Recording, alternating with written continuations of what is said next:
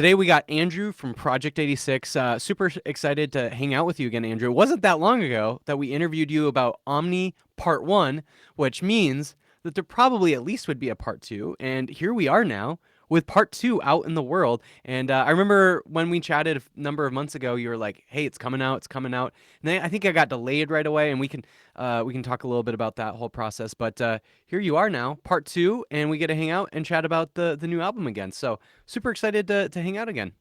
Oh yeah, same, man. We've got a list of podcasts I'm jumping on, and when I saw, basically when we set this up, I was really excited, and I love hanging out with you guys. And we got to do the episode for the first part of the double album, and then also, we were talking Furnace Fest a little bit before we hit record, and we got a lot to talk about. So it's really fun to be back on. Well, let's jump into Furnace Fest right away, because before, or the last time we chatted, it was right before Furnace Fest, and here we are now post Furnace Fest. What was the show like for you guys? I mean, I could talk to you about what I thought it was like, but I'm curious from your own perspective what you thought about the Furnace Fest show. Well, first of all, it was our first time at Furnace Fest, and probably our last, because there's only going to be one more. Right. And I remember feeling straight up jealous of all my friends' bands that had played in previous years, because I caught wind of obviously seeing photos and seeing videos and hearing about the vibe of the whole event and blah blah blah. I'm like, wow, really love to play that. And then do you think you would have gone this year, maybe even next year, had you not played still? Like, do you think you just actually I need to just show up some point as an attendee? Maybe. I don't really go to a lot of music festivals because I find them to be overwhelming a little bit. It can be, Yeah. Maybe it's residual from the years that I've gone to Coachella. But after going to Coachella a couple of times, after that, I was like, I'm just not that into this. It's too much. What's Andrew Schwab's Coachella outfit? I don't remember. It was many years ago that we went, but it was something that was like not warm, because it's like 150 degrees out there.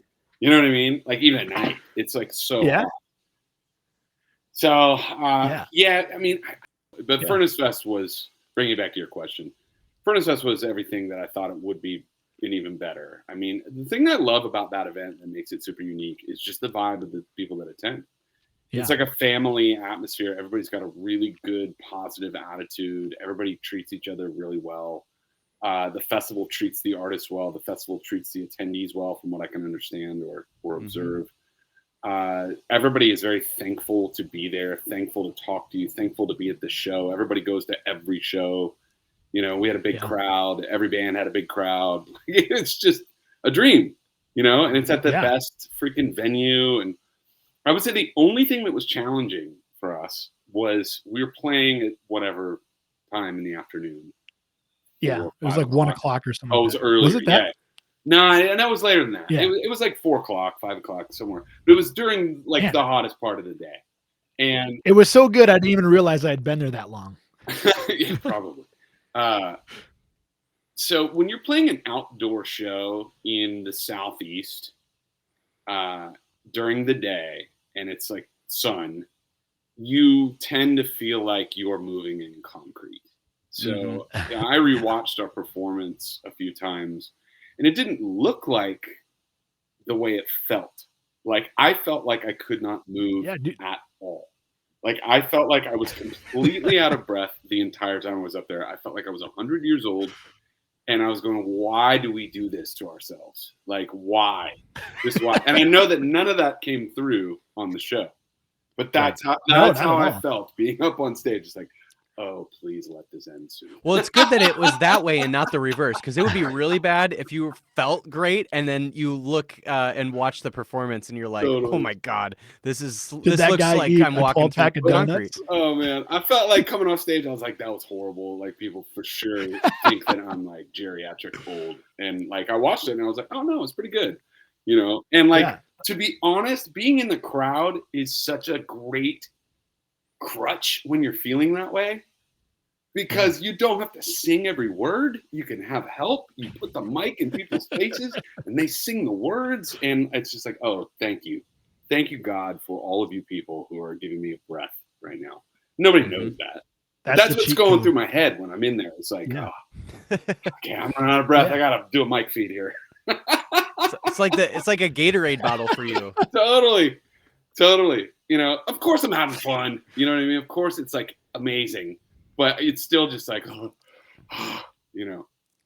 I do remember seeing you right after the show, and Cullen and I were back there, and we said, great show or whatever, and there was that big tub of different beverages in a ice cold tub, just full of ice, and I thought you were just gonna dip your sweaty ass head in this ice tub because you looked like you were very, very warm, like you had just done like wind sprints in the south in the middle of July or whatever. Yeah. And so I was just thinking you're just gonna make this like a cold tub for a second. I'm glad that you didn't, because it could have really ruined those beverages, but that's what it looked like you were about to do for a second. Oh, man, yeah, and it was like dizzying for like 10 minutes after we got done playing. Yeah. And I was just so thankful we didn't have a longer set. Dude, you had been running on the adrenaline. Yeah. From my perspective, it looked like this. When he came out on stage, you had the hood up and everything like that. And I was like, dang, is this guy watching Revenge of the Sith? And is he gonna like go kill some younglings right now? Because that's what it looks like. You look like you were like turning into Darth Vader. I loved it, man. Yeah. Straight up Sith. It was fun. You know, it's a darker chapter. You know, it's we can talk about that. You know, we're in a new incarnation of this thing. So use that as a transition into talking OMNI Part 2 and all. There you go. If you were to compare Project 86 and the life cycle that Project 86 has led, what would you call this phase? The comparison that I've been making on our Patreon, I have to plug that, by the way. We have a Patreon community at patreon.com/P8625. I call it Pale Riders.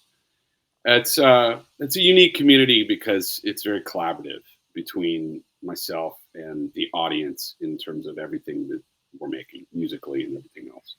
So people get to come and not only, get behind the velvet rope content, but really participate in every step of what is being made. So I feel like it's pretty unique in that sense. But yeah, the comparison that I draw, which is super cheesy, but accurate, that I've been drawing is, I don't know if you guys are old enough to remember the Generation 1 Transformers cartoon. You guys? Yeah, for sure. I watched it on Saturday mornings. Okay, so that was my jam. Number one favorite of all the cartoons. So were you more of an Autobot or a Decepticon fan? I think my whole life I have always felt, maybe I couldn't articulate it back then, but I've always felt like the bad guys were cooler. Yeah, of course. Always. Yeah. And most people would agree with that. So I don't know if you ever saw Transformers the movie. Did you see that? The original one? Yeah. Yeah. Yeah. So when that came out in theaters, I went and saw it, and not to spoil, but it's been a long time since it came out, so I don't think anyone will care. Optimus Prime dies, and Megatron basically dies as well. They kill each other, and Megatron's on his deathbed, and he gets resurrected and recreated by this planet-devouring menace, planet-devouring planet called Unicron. And he basically reanimates Megatron, and he's reborn as Galvatron, which is like a more powerful, more evil version of him. Yeah. So he looks different. He's completely different, but he's still Megatron, but he's totally Galvatron at the same time. Yeah. Something totally different. So when I talk about what's happened with my own band throughout the process of making OMNI, I make that comparison. Like, you ever heard of Galvatron?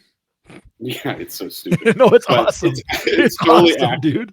It's totally nerdy, but it's totally accurate because in hindsight now, what we set out to do here is, okay, I want to do one more Project 86 album. And the reason why I want to do one more is just to basically put an exclamation point on the end of the chapter of my life and career. And there are a couple reasons why I want to do that. The two main reasons were feeling like we had accomplished everything that we could accomplish creatively. Like when I thought about making another project record, I was like, what else can we do that we haven't already done? Yeah. You know, and it's almost daunting, you know, overwhelming. And if I'm being honest, it's like that desire to do something different. You know what I mean? I probably wouldn't have been able to articulate that to myself a few years ago, but that's the feeling. Sure.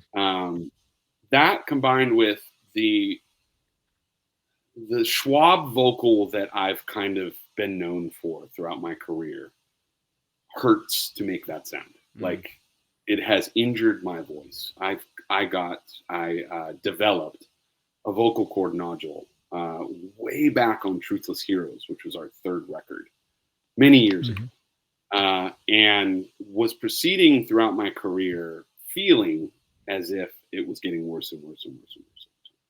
So the combination of feeling stuck creatively or in a rut creatively or boxed in creatively and feeling like, man, I just can't sing this way anymore, you know, really made it feel like, okay, this is it.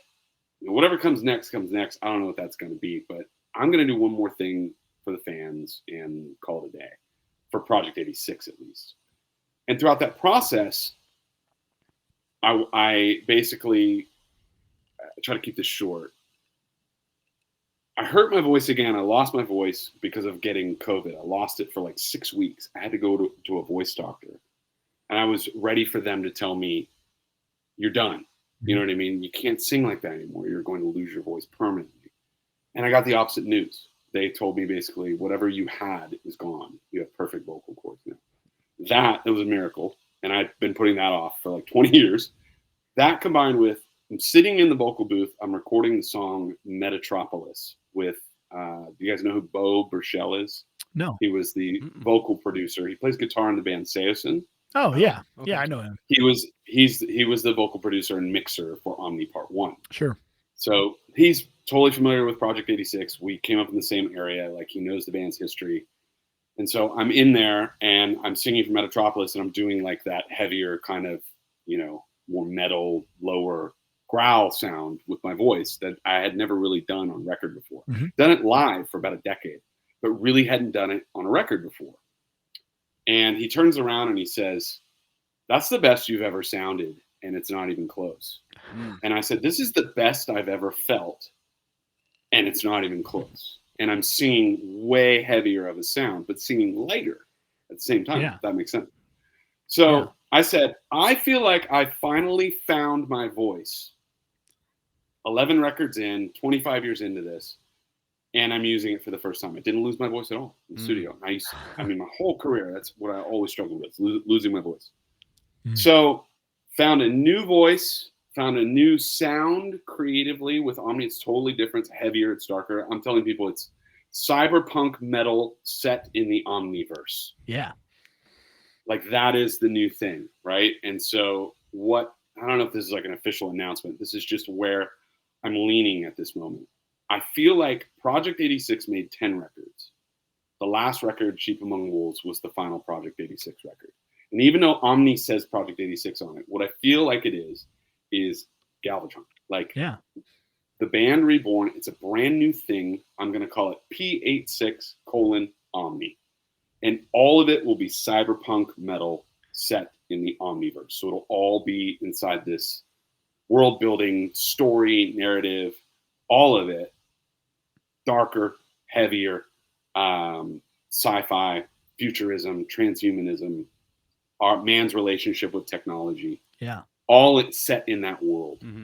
So I feel like inadvertently it's been completely reinvented and reborn. And I'm really excited about it. Yeah. Because a large part of the commentary that we're getting from people when they're listening to the music is, this can't be the end.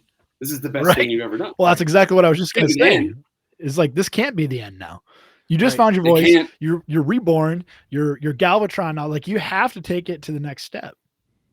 I don't want people to feel like, though, I wasn't sincere about saying, I'm doing one more. That's it. Yeah. I was very, very serious. Yeah. In fact, I was so serious, I didn't even know if I could do one more. Yeah. Because just the way I was feeling about everything. I was like, I got to do this, but I don't know how I'm going to find the strength to do it. And throughout the process, I just found this whole new excitement. And it really was just, what it was for me is just going, here's the vision.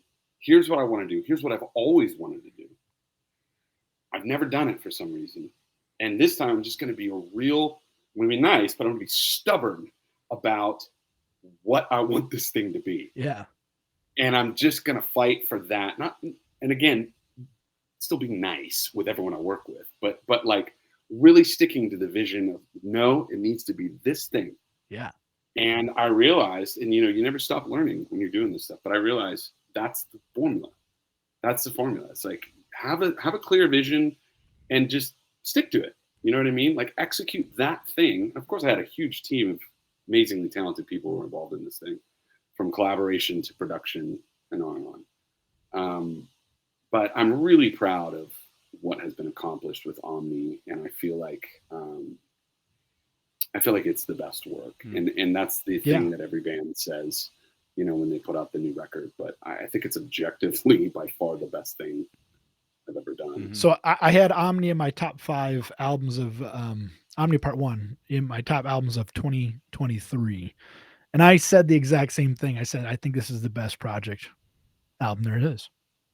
I don't even believe it. I'm in awe, dude. Yeah. I'm in awe. Yeah. I'm just in awe. And it just makes me, the life lesson for me is trust yourself, trust your gut. You know what I mean? Especially when it comes to creative stuff, trust your gut. Mm-hmm. If you think something can be better, take the time to make it better. Yeah. If you think you need to take an idea further, take it further. If you think you need, more time, take more time. Whatever it is, just make sure it's right and you feel good about it before you finish. Yeah. And before you put the thing out, and don't let anyone talk you out of it. Because everybody's going to have a different perspective on things, and you just gotta stay true to your vision. And it's overwhelming how cool it's all been so far. The last couple of years working on this thing. Yeah. Well, let's talk about part 2 in more depth, because part 1 was an absolute theatrical masterpiece. I'm not even going to say it was just a musical masterpiece as well, because it was that, obviously, but it's a theatrical masterpiece as well. Part 2 is it's not letting up. It's like, it's just as good as part 1. I wanted it to be the opposite pace wise, because I knew, there's always somebody who's not happy, right? Yeah. So I knew that people would say there's too many interludes, or it's too slow, or it's like, the songs are too long, or whatever. And I was like, it's supposed to be film score-y. You know what I mean? It's supposed to be a narrative. Knowing in the back pocket, I'm like, well, the next one's not going to feel like that at all. Right. It's going to just be boom, boom, boom, boom, boom, boom. Yeah. You know what I mean? The reason I say that it's not letting up is that in terms of quality, with something this big, a double album, you would think that there'd be a drop in quality somewhere. There's not a single drop in quality. No filler at all whatsoever. It's Amazing. straight banger, no filler. I'm so in love with this, man. Dude, it just exceeded my expectations, to be honest. Like, not that the bar was low or anything, but like when it was all said and done, and just looking at the reaction, I don't know if you guys saw, we just released a new music video for the song Pariah. Just watched it yesterday. It came out so cool. I'm so happy with it. I put it on every day and just smile, and I go, dude, how did we do that? You know what I mean? It's like, I love that. And I gotta give a shout to the team. I'm not doing this stuff alone. Like, I'm definitely leading the charge, but this stuff doesn't get executed without Matt Putman, without so many names. Philip Ferris, Darren King, oh my gosh, Michael Palmquist, Corey, Brandon, Grayson Stewart. I mentioned Bo Burchell earlier, a huge role in Omni Part 1. George Lever, great mixing job on Omni Part 2. And we've had a lot of people touch this thing. I love it. So it's been a team effort. Well, it's a multimedia experience. I think you got to show us that box set now.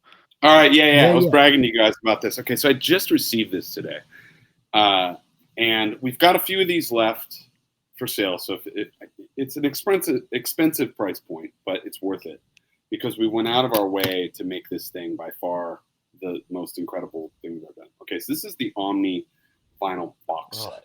Yeah. Okay, and we released 3 individual variants of the album. They're each 2 LP sets with a gatefold. Each has its own vinyl color.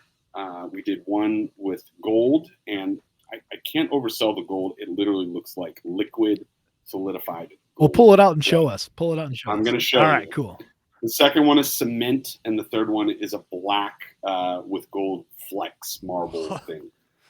So inside this, each vinyl variant has its own 2-panel poster that's a different piece of the OMNI universe. And then inside the box set, there are 3 frameable lithographs that are really cool looking. I'll show them to you. And then we've got an 8-page booklet that contains the first chapter of the OMNI novella, which is a book that I've written in editing right now. It's going to come out in a couple months. That's basically going to tell the story of OMNI Part 1. It's a fiction book, about 200 pages. The first chapter, and it's a draft of the first chapter. So what will end up in the book will be a little bit different, but pretty much the same. Sure.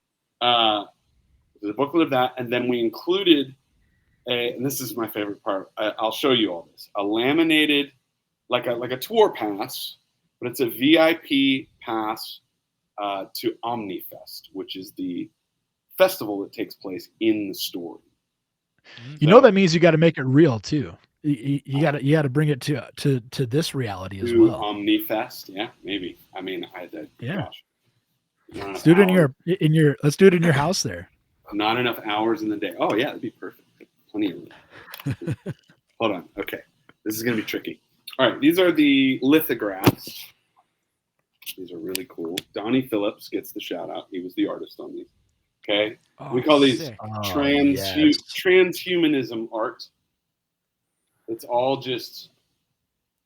Oh, dude! Where are you going to have those framed in your place? That's the big question. I don't know, but they're going to get framed. This one I love. It's a dude's soul leaving his body, and merging with the metaverse or the omniverse.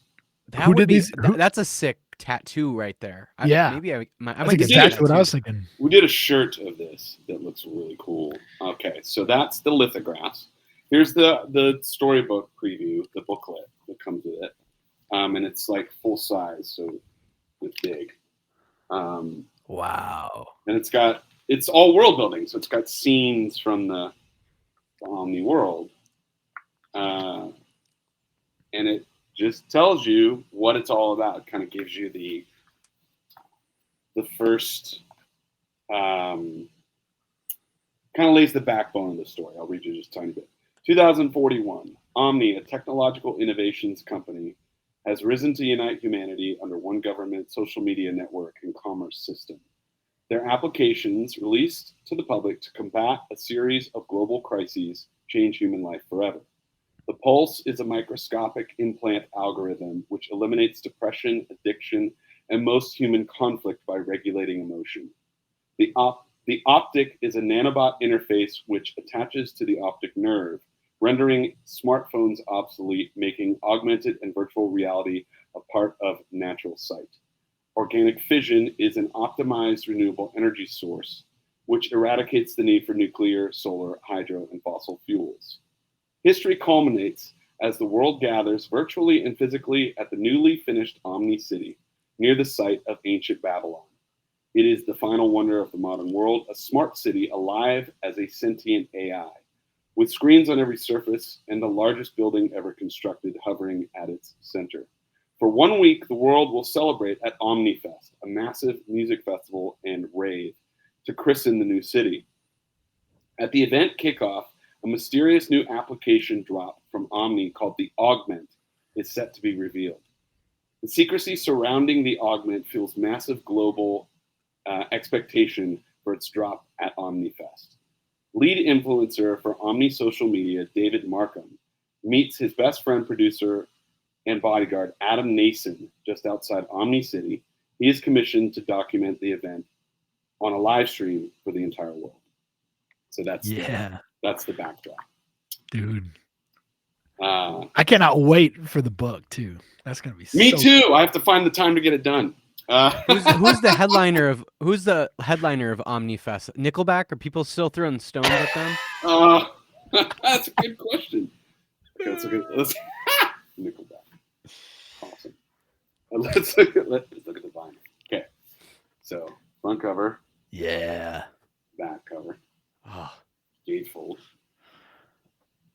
It's all the lyrics. Oh. nice. Okay, and inside you've got your. This is such a process. I did this earlier for a video that I made, like an unboxing video, and it took me like 15 minutes to get it all taken apart.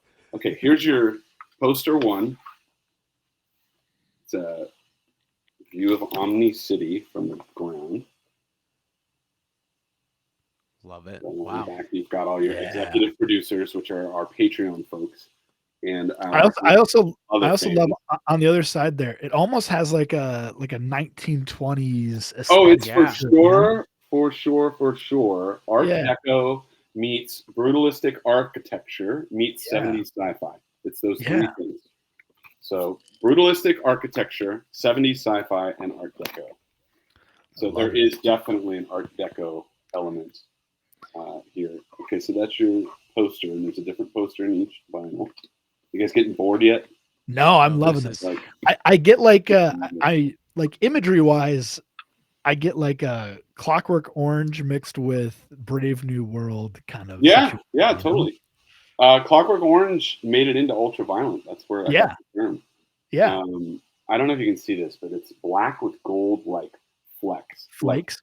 yeah, and it really looks like gold. So like Yeah. if you hold it to the light, you can see like it looks like you're mining for gold. Like you Wow. see these like gold shiny. Oh yeah, I can totally artifacts. tell. Yeah, If I hold it at Wow. an angle, you can probably see it. You don't everyone's see got to it- be watching this on YouTube. So if you're on podcast only right now, make sure you're up on the YouTube so you can That's see right. this. This is sick. Okay, so that's the one. yeah. That's the variant 3. Are you still with us? Should I keep going? Yeah, keep going. Long-winded. I'm sorry. No, this is Okay, so incredible. here's the other one. Another one. Okay, same booklet. Okay, but the vinyl, this one is cement. And this is a different surface over here. It's a different poster. This is OMNI City from afar. Wow. Oh my gosh. Same internal. Again, Donnie Phillips is my guy. He's our Donnie Phillips. All Donnie right. Phillips. Yeah. He's What a else? dude. What else has Donnie done? He's a big dude. He's worked for let's say Universal for the last like 15 plus years. Okay. So he's done huge stuff. AFI did. I mean, everybody huge. Love it. Okay. So here's the cement, and it also has this like quality that's hard to quantify on the video. But I'll try to do what I did before. It has this like swirly quality that looks kind of like cement. I love it. So like you have to Oh yeah, you can You tell. sort of, yeah. Certain angles. you have to can pick look it up. at it. Yeah, at an angle. When you That- see it in person, it's impressive. Yeah, that is a But it beautiful looks color, like- though. I love that color. You can see it better on this side. Yeah, this color is rad, and That is it's neat. pretty dope. It's pretty dope. So that's the second variant. And if we also are selling these variants individually on our Beautiful. website. Just go to project86.com and we have them for sale individually. And it has the pictures of the individual variants on there so you can see what you're ordering. You can see. Okay, so I want to show you guys this OmniFest pass too. It is in here. Okay. Show you that, and I'll show you the last variant.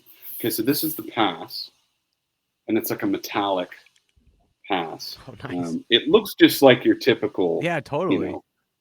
tour laminate until you read the fine print of the user agreement for going to the festival, and that has some definite world building elements and secrets and Easter eggs in there to read. I To love give you it. a little bit more. It's pretty cryptic, and I don't want to give it away. But in order to read it, you have to take a picture of it and zoom it in. It's really hard to read. It's small. Yeah. It's meant to be like the fine print of like a user agreement. And Definitely. there's some nefarious stuff in this. Should I put that on my Hey. hip and try to get into Furnace Fest next year? Is that how Yeah, it is? dude. You should. You mean this isn't OmniFest? I thought this was OmniFest. Where's Nickelback? Speaking of which, Where's Nickelback? the logo that you had there, where Omni goes around in like that circle. Are you a Star Wars fan, by the way? Huge. Yeah. Huge. I mean, Yeah, that it does remind you of like the Empire. Yeah, it's the Empire little logo. bit. Like not exactly, Yeah. obviously, but it's got some similarities there. Third poster. This is the Omni Tower. Oh my gosh! Kinda look- It reminds me of like Metropolis, the Yeah, 1920s. people have said that, and I never watched that film, but I've gotten a lot of people mentioning that, and I need to go back and watch it. You gotta check it out, man. Yeah. Okay, so people think this is like a rocket ship, and I get why, because this stuff, those are just they're called levitators, and they're elevators that people take into the tower. So it's like a tractor beam. So this tower just hovers above the ground.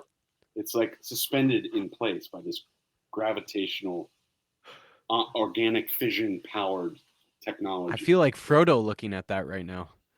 Yeah, totally. There's a lot of Mordor going on. Barad-dûr right there. Yeah. For sure. Okay, this is my favorite variant in terms of the color, and I think this will come across on the video the best. This is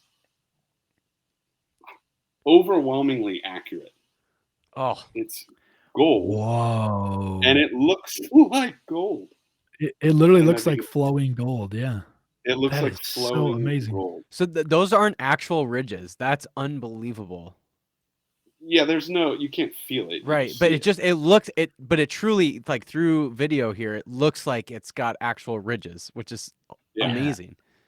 So it's pretty wild. So yeah, this is kind of the crown jewel of everything that I've ever worked on, and it's like very special. So I'm really excited for people to get their hands on these because if they're as stoked as I am, they're going to be. Now you can tell people you have a gold record. I have a gold record. I should frame it. Right? We have a gold record. That's right. So you said you got that today, right? I just got it a few hours ago. That's crazy because there's already a YouTube video up of someone doing an unboxing from yesterday. Well, it wouldn't be yesterday because I put that up today. Or maybe it was you that did it. Yeah, it was. I put one up earlier today on. Oh, it says January 15th. Yeah, it says January 15th. Yeah. You're right.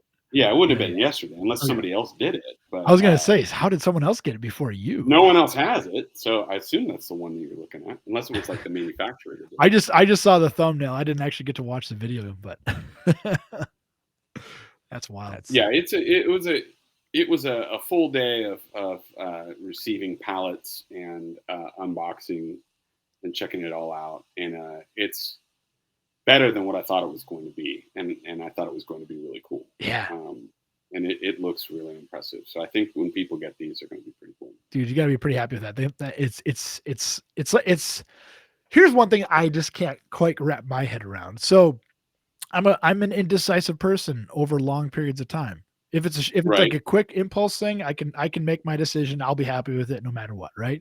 But when it's something that's so big and all encompassing of your life, how do you stay the path? How do you like maintain your focus on this giant project and all of the little things that go along with it? People that write books, for instance, like they blow my mind when they can like continue like a story that just seems like it will never end. I gotta imagine with something like this that you have a similar feeling, right? I'm just crazy. It's what it comes down to. Most people aren't this crazy, I just, when I get locked into something that has to happen, it has to happen, and that's just, it's done. It has to happen. It doesn't matter the amount of work that goes into it. I wake up every day and plug away. I love it. And writing is a labor of love for sure. I mean, I always tell people I'm a writer first. I'm a vocalist, performer, dude in a band second. Yeah. I love writing is my zen. man. When I get lost in, especially fiction writing, I've discovered Yeah. when I get lost in like telling a story or developing a character or a world, there's nothing like it. It's just very, very immersive, and I forget the universe when I'm in it, when I'm lost in it. It's real to me.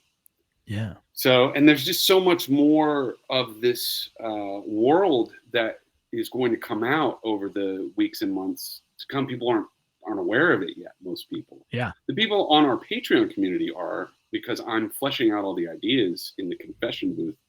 That is my podcast. You know what I mean? Yeah. So that's kind of the purpose of the podcast is I flesh out ideas, and as I talk them through, people comment on them and then it gets revised and blah, blah, blah.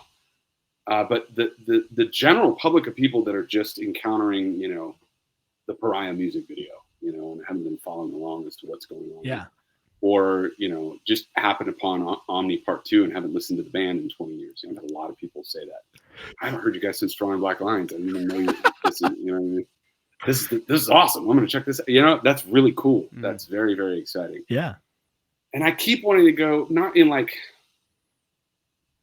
I just keep wanting to tell everybody, you buckle up. There's more to come. Like, Yeah. I have all this content planned out that I'm going to be releasing, and then more that's like in the orbit, In the sphere. Yeah. Yeah. So like, I think when people get the vinyl box set, granted it's only going to be a few hundred people to get these, but they're going to read this little snippet of the book. The people that already pre-ordered the OMNI storybook, we'll be leaking out more and more pieces of the puzzle in terms of what this story means, what it's about, what is the fans of music usually stop at the music. Yeah. You know what I Generally. mean? You get a small percentage of people that engage you further. Yeah. Right. Because they get so moved by the music, they want to know more.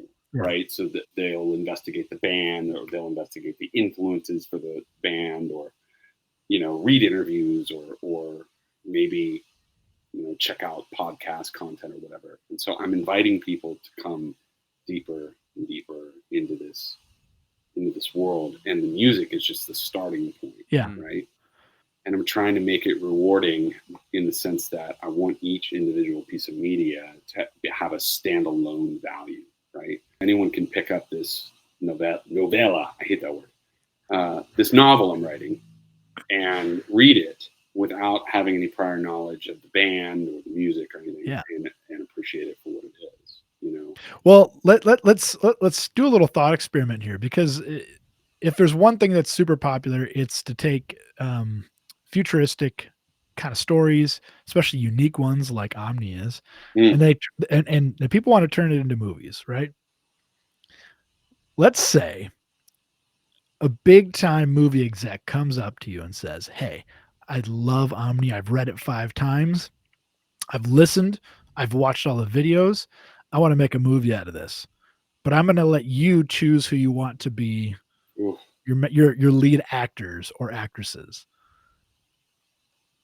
Who's your first Such a good question. Okay, so I'm not gonna lie, I'm writing this with that very intention. It might be a completely lofty or unrealistic idea or proposal to think that a major studio or maybe an independent would want to make this into a real standalone actual film. But I'm writing it with that intent in mind. I'm trying to craft an undeniable story that's unique, and make it as such that when people read this, they want to see it visually, right? Yeah. So I haven't thought about that question. I probably should have so far, and I just haven't. So the fact that you're asking me that right now is putting me on the spot. So I have to give an answer because. But can I just put this out like as a caveat? Yeah, sure. I'm not going to say this is my final answer. This is my gut. Yeah, yeah. Okay. So the Just main lead character is this guy, David Markham, who's a social media influencer for the OMNI Corporation. He's basically an unknowing propagandist for the company. But he's just a good dude who had a conservative upbringing, and who just wants to do something that's meaningful. So he just climbs and climbs and climbs because everybody loves him. He's charismatic. He's good looking. He's got all the stuff.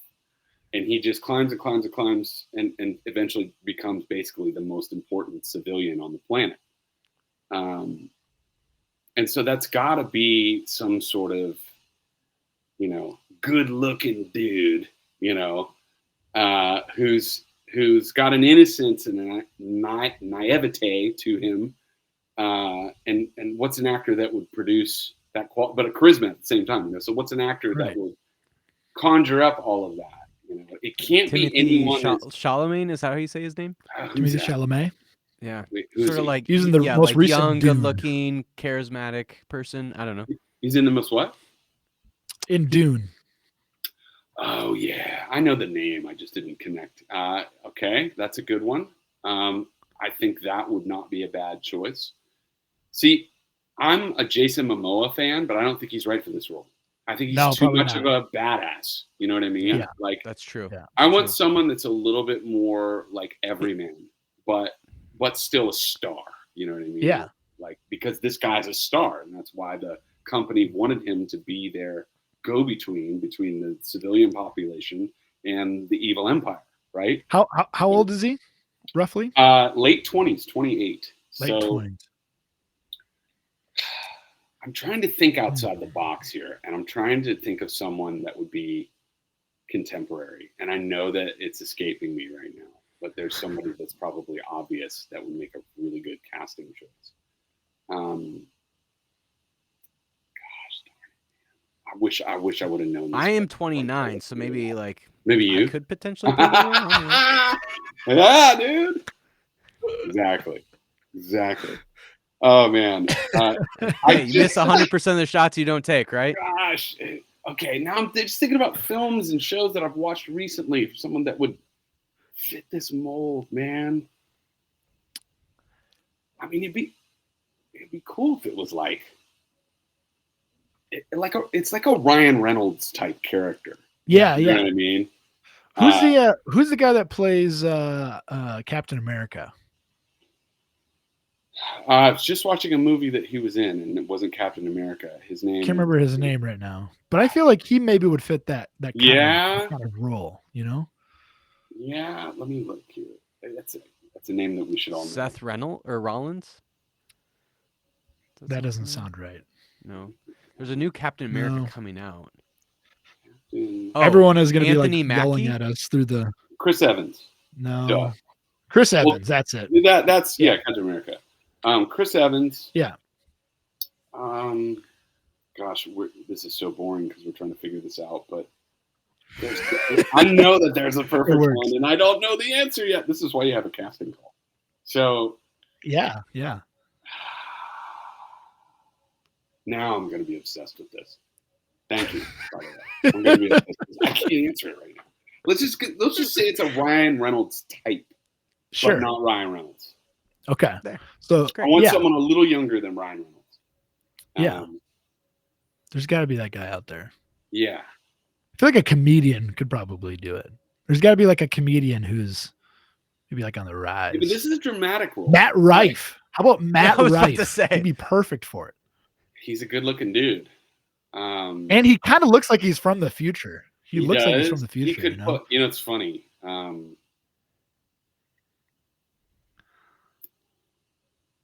just thinking about him in this role right now.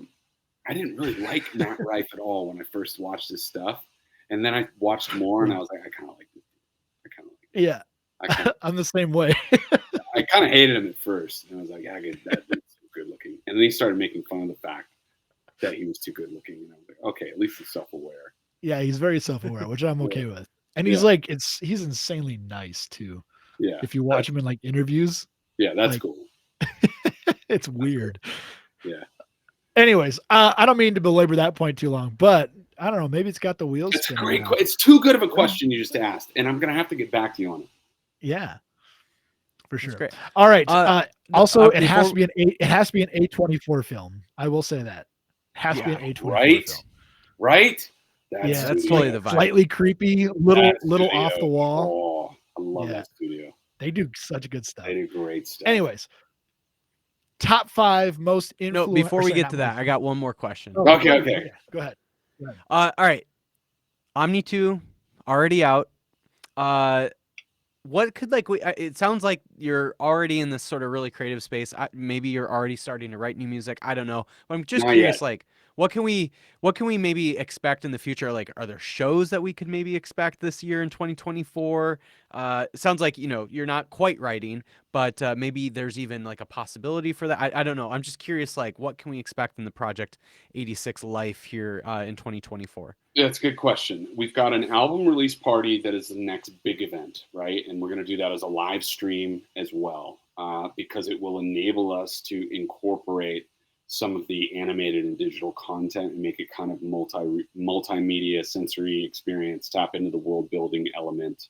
So we're going to be doing that March 1st and 2nd in Nashville. And you can visit just go to our website, project86.com, and then go to our store, and you'll see there's bunches of different ticket tiers on there. It's a 2-night event. We're doing a lot of different pieces of this event. So there will be like a pre-VIP dinner on March 1st, which is Friday. And then we'll do a VIP stream, and we're going to do all classic Project songs.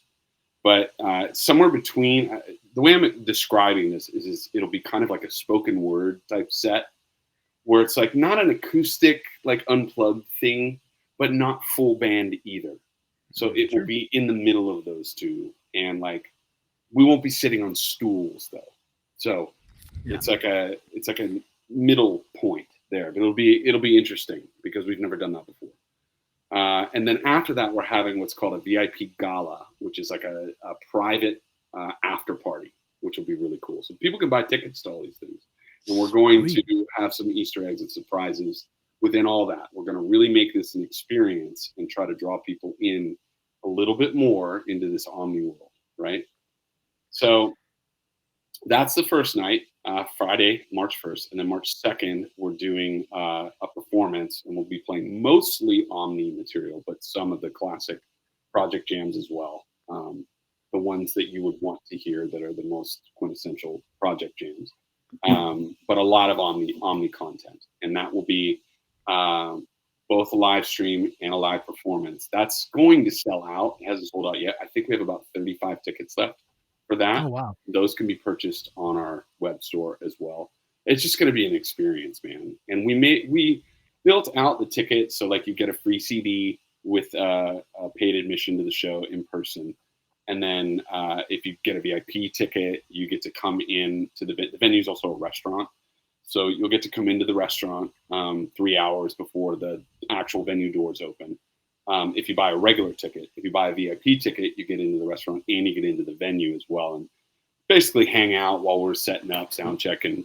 Yeah, the VIP folks get to come in. They get a merch credit. They get a CD. They get to come in and be a part of like the whole setup and sound check and all that. We'll do a meet and greet with and all that. And then, the show, we're really talking about some added production elements as well. I haven't finalized all that, but it's going to be great. It's going to be really cool. Sweet. So that's the next big event. And then we're in the process of booking some other shows in the States and in Europe later in the year, spring, summer.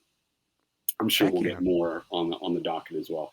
Not a huge worldwide tour or anything planned at this point. It's more select markets. And I'm encouraging people, if they want to see us, get a ticket to the album release performance. Make a weekend out of it. Travel to Nashville. If you can't do that, join us on a live stream. We'll sell tickets for that. And it's the type of thing where if you can't join us, when the event is live, you'll be able to watch it indefinitely after. We'll just give you the link to the file, and you can watch it whenever you want. So it's gonna be really cool. I gotta plug. Yeah, I think it's such a great idea. I love that you're making a big shindig out of it, because I think that's gonna draw people into it that need to be drawn into it. I think. I hope so. So far, the response has been pretty good. Yeah. I don't see any way the venue doesn't sell out because we only have 35 tickets left, and we're still like 6 weeks. We got a few months yet. Yeah. So That's next. And Hopefully, then you were hopefully asking, people listening to this right now, maybe a few of those people buy it right now. That'd be great. that would be Yeah. amazing. Yeah, please make plans to come join us if you can. If you can't, join us online. You're asking about music. We're in the middle of like the fulfillment storm right now, and we run a lot of this in-house. As soon as we get on the other side of this, my plan is to start diving back into creative because Nice. we've got some real momentum right now with this thing. There's a lot of genuine excitement surrounding this, and I don't think anyone will be bummed or call me a flake if I say, okay, OMNI Part 3 is coming really soon. Yeah, there we go. You know what I mean? So as long as I'm still feeling that in a couple months when we get on the other side of getting this album out, getting everybody their records and CDs, and getting this album release show done, I don't foresee myself feeling any different. But that's the plan, is like jumping into the next wave of this thing. Yeah. Awesome. Sweet. Yeah. I think you should mess with people and just do OMNI Part 4 right away. And then Part 3. Then we can go back Star Wars style. Yeah, exactly. Yeah. Yeah. Tarantino style. Yeah, Tarantino style. Or even Mel Brooks style. History of the World Part 2. Yeah, we could do that. And I think people would take it seriously too. Be like, oh, they must be making a prequel after that. Yeah. Be brilliant. You guys Andrew, you ready for your Yes. top 5 just guilty pleasure artists? ready. So ready. Sweet. Let's do And it. what I love about this is, again, a lot of artists are like, I don't really believe in guilty pleasures. When we told you about this, you were like fully into it. You're like, I have guilty pleasures and I'm not ashamed about it. So no. super stoked about this. Totally embarrassing and awesome. My number one, probably all-time guilty pleasure artist, at least as an adult male, is Lana Del Rey. Yeah, I mean, Cullen is as in the charged. same camp as you. And like, I've never seen her live, and She's granted, amazing live. her new stuff I'm not as into. Her first 2 records and part of her 3rd record. Well, no, let's put it this way. Her first record and then the whatever B-side record she put out after that was incredible, Paradise, which I don't understand. Was that a B-side record? Was that part 2 of Born It's to hard Die? to really What was know. it? It's Who a lot cares? more of the poppy stuff. Yeah. Who cares? Yeah. That's it's great. I mean, I have vinyls of that. I was listening to those a couple of days ago. And then I feel like Ultraviolence was kind of a miss, but there's a couple jams on there that are undeniable. Like, it's not as good as Born to Die, but the song I agree. Ultraviolence, which should ring a bell. Our first single on OMNI Part 2 was Ultraviolent, and that was just she got it from A Clockwork Orange, and basically I was writing about Clockwork Orange, but the Lana Del Rey dotting of the circle there was, that was real. So that song is up there, and then her 3rd record has some pretty good jams as well. Yeah. After that, she started to just go a different route that I haven't been as into, but Sure. I continue to go back to that early stuff, and I'm just like enamored, and like all of it, like her voice, all of the visuals. Like, she directed all of her own music videos. She did the film. Like, she's a real artist, and I'm just like, wow, like. And yet, there's still people saying that she's an industry plant. I don't get it. Well, she was. You know what's interesting? I mean, obviously, I don't know her personally, but it's not. If you really follow her or any artist, really, it's not that difficult to connect the dots, especially when you are an artist yourself and you just understand the way it works. You know what I mean? The psychology. Sure. So she got just brutalized in the press on those early Big time. records. Yeah. And they just, especially her first record, which is such a bummer because the songwriting is just great. It's incredible. And she just seemed to land in this sweet spot, which was a perfect storm between like hipster and pop, to where she was just cool enough and just authentic enough to gain traction with the hip crowd. Yep. And then when they realized some of the details of her persona, it became a major turnoff, and it became this bandwagon of anyone who's cool hated her. Yeah. You know what I mean? First they liked her, and then they hated her. And you can tell she's someone that reads her own press. And And so I keep doing this thing where I unplug myself. So she, I feel like has like almost overcompensated in her later career for all of the trauma that she probably experienced from all the people hating on her when she was younger. Yeah. And I just feel like it was unjust. I mean, I've gone back and rewatched that Saturday Night Live performance that was just ridicule. Yeah. I mean, the following week, Kristen Wiig did a parody of her. I don't know if you remember that. Yeah, it was hilarious. Pretty bad. It's hilarious. It is funny. It is very funny, but I feel bad for totally and being the subject of that. I mean, you know that she was just affected by all that stuff. And I know how hard she tried to like quote make it before she became Lana Del Rey. You know, she would always say, you know, nobody would pay attention to me until I you know, started singing lower and being sultry, basically. Yeah.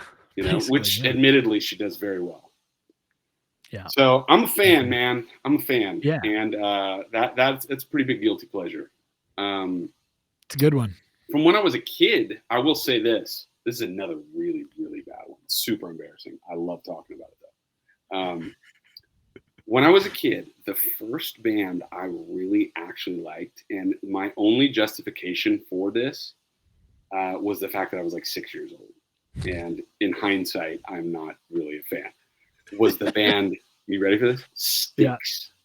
Yeah. Ooh. Really? I loved Styx when I was like 6, 7 years old. And I was introduced to Styx by my stepdad, who was a musician. But looking back, like he really knew what was cool. Did he have an Camino?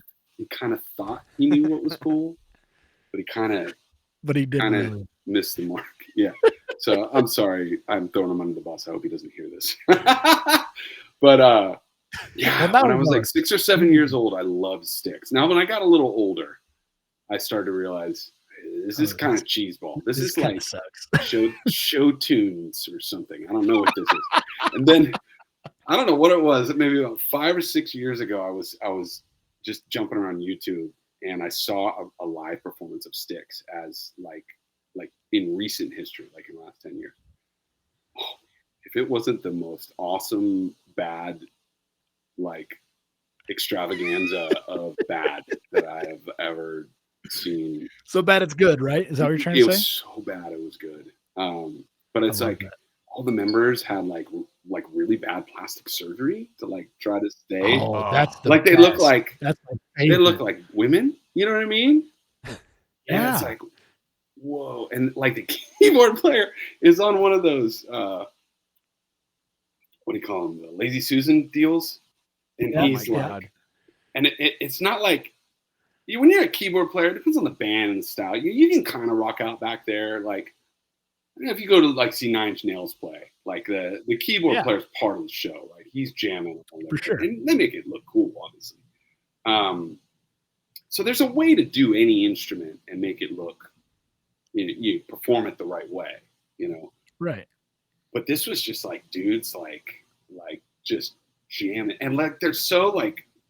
They're like too talented, so they like show off. You know what I mean? So the dude's like playing keyboard like behind his back, and he's like pointing and like doing all that stuff. And I'm just like, oh my gosh, this is real. This is freaking real. I want everybody who's listening to this episode to go like Google, not Google, YouTube Styx live performance, and watch it. It is so mind-boggling. It is just mind-boggling. It's like, this is real. This isn't a film. This isn't a mockumentary. This is a real band that a lot of people really like. These are real elderly people trying to look cool like it's 1981 again. So, oh man, I love that. That makes me happy. That's a great pick. Yeah, dude. Yeah. And does it get worse than that? I don't think it does. Well, I mean, you got 3 more picks, so it could be. I don't know, dude. Yeah. I mean, this is hard. Like, that was the only thing when you said that. I was like, holy cow. I don't know if I can come up with 5. I mean, granted, my record collection is pretty succinct. And people who know me personally are like, dude, you are such a music snob. And I'm like, well, I'm also a coffee snob and a film snob and a lyric snob and an animation I got nothing wrong snob. with I'm a snob about everything, I guess. Yeah. But the guilty pleasures musically. I used to really love Britney Spears. I used to like during like her first 3 records. I just that is a perfect guilty Britney pleasure. Spears. Yeah. I loved her. I loved everything about Britney Spears. I just found her. I just found her to be compelling. You know what I mean? She is, and now probably even more. She's so. just shocking now. Like, wow. Yeah. Like I've never felt more bad for a person. Michael Jackson. In her life. I mean, I feel way worse for. That's who I compare her to, Jackson. though. Is like Michael Jackson. Like, yeah. She's. Yeah. I mean, it just shows you what the world does to like child stars as they grow up into really damaged people. Guys, I have to jump here into the next interview in a second. Well, I don't know. I don't know if I can give you 2 more in a minute here. Let's do one more. If you can do one more, oh gosh, then we'll bump you out of here. Pleasure. Oh gosh, there's got to be some. There's very few. You know who's a recent one for me, even though she's supremely foul. I'm a little late to the party on this, but I discovered her about 4 or 5 years ago. Actually giving her music a chance. I actually really liked a lot of it. Was Nicki Minaj. I was gonna say it's probably Nicki Minaj. Yeah. and the other one is freaking what's her name? Megan Thee Stallion. No, Doja Cat. I keep going. One of those. It used to be a stripper. Lil Kim. No. Rihanna. Cardi B, dude. Cardi B. That's the other one. She's foul too, but like, I really like some of her songs. There you go. I gave you 5. I love that. I love it. All right. Let's have you plug everything you want to plug, and then we'll get you out of here, man. This has been really fun. Dude, so, what would you like to plug? Well, obviously, go stream OMNI Part 2 and OMNI Part 1. Part 2 is the new album. It's available everywhere. Definitely go check our music videos. We have 6 now that we've released on the OMNI album. We have 1 more coming. Our newest one's called Pariah, and that's the second single from OMNI Part 2. Really proud of that. If you're so inclined, visit us at project86.com, visit the store. I really would love for you guys to join us either online or in person at our album release show, March 1st and 2nd. And if you want to go deeper into this whole OMNI world with us, we have an ARG that was developed solely by the fans at omnicorp.one, omnicorp.one, and you can become an employee of the OMNI Corporation. That's I've got a book coming later this year called OMNI, surprise, surprise, that's going to tell the story and take you further into the world. And yeah, man, just check us out. We also have a Patreon, patreon.com/P8625. So it should be probably switched to P86 Omni for that. So that'll be coming. But yeah, we got a lot of stuff to offer. Thank you guys for having me on and for humoring me. Yeah. Thank you, man. You're the best. Enjoy everything that comes with the album release and everything. Appreciate all you guys listening and appreciate you two dudes for having me. Let's do it again someday for sure.